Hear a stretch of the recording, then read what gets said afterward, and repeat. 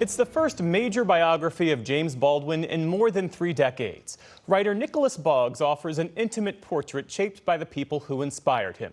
Drawing on archival research, original interviews, and newly uncovered documents, Boggs traces 4 of Baldwin's transformative relationships that depict him not just as a fearless social critic, but as an emotional, vulnerable man shaped by love.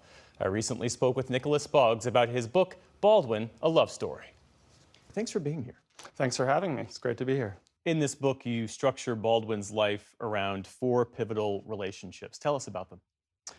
Well, the first one, really the origin one, is the painter Buford Delaney, who he met in Greenwich Village when he was 16. Delaney was 37.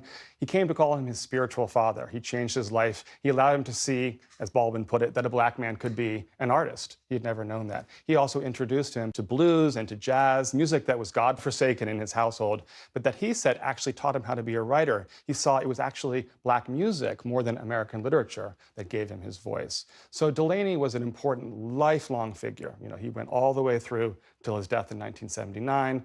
Baldwin would sort of go back to him for advice. Baldwin often would save him. He would save Baldwin.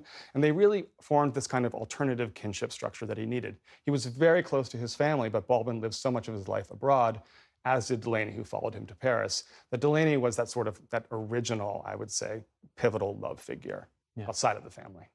And what led you to frame his life and work through the lens of love rather than the more familiar focus of civil rights or the politics of the time?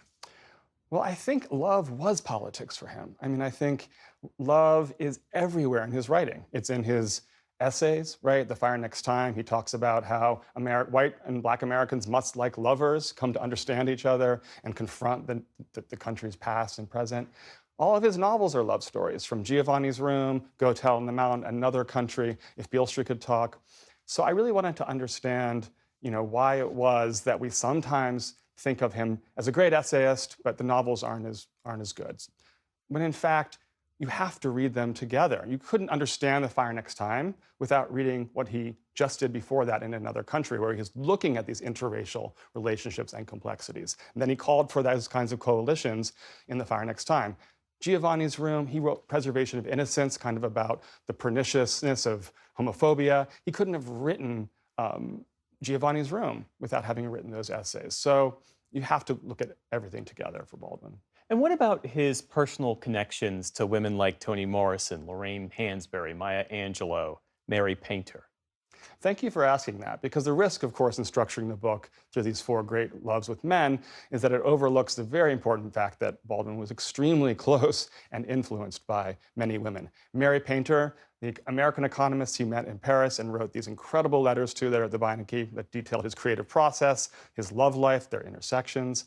Maya Angelou was also very important. Toni Morrison came to the south of France.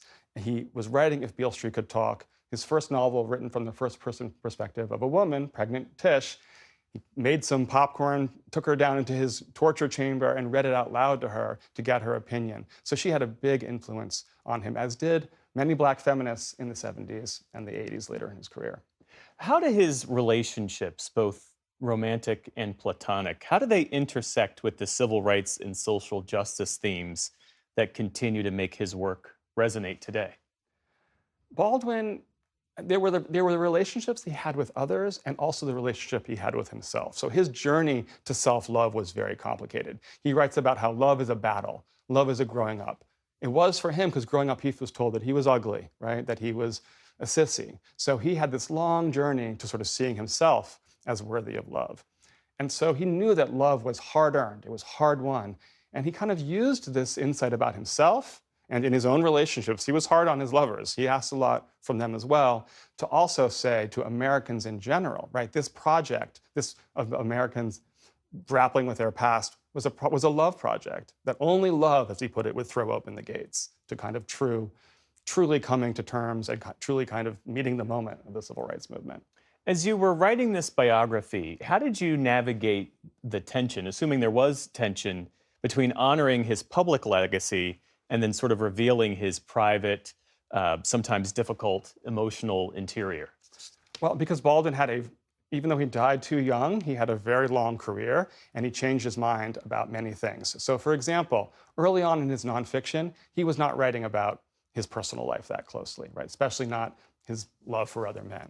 But by later in his career, in his late essays of Freaks and American Ideal of Manhood, To Crush a Serpent, both in Playboy, and then his introduction to his collected essays, The Price of the Ticket, he's delving deep into his private life. He's no longer being held up as the kind of race man. He's no longer being held up as a spokesman. This gave him a freedom to go back and look at his early relationships with men. The Spanish racketeer who fell in love with him when he was 16, the lovers he had in Greenwich Village. So here he is writing about his private life. So in a way that was very freeing because it would have been different if I hadn't felt that he himself was heading in these directions later in his life. James Baldwin's relevance in many ways is at an all-time high, not just in the US, but around the world. What is it about his message, his ideas on race, identity, love, that speaks so urgently to the present moment? You know, young people love Baldwin, and it's a wonderful thing to see. And sometimes it gets simplified. People say, well, they're sound bites. It's just sound bites. They don't really read Baldwin. I'm not sure that's true, but I do hope this biography helps more young people get introduced to Baldwin and read him. I think what they love about him is that he's a truth teller. He tells it like it is, and he also speaks across so many constituencies. Listen, this is a different era. White people and black people are friends. They're hanging out in college, okay? They're hanging out on the basketball court. They're hanging out in life. This country has become an incredibly multiracial country. So I think Baldwin, the intersections that he was, I think there was an interviewer who said, well, you're black, poor, and gay. Like, how did that impact you? And he said, I hit the jackpot because he had all of these perspectives. There's a lot of people out there now who are having these conversations about the intersections between queer people, black people, women, immigrants.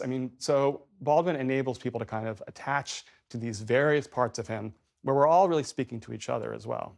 Well, I will tell you, the book at nearly 700 pages, it's a triumph. Nicholas Boggs, congratulations, and thank you for being here. Thanks so much for having me.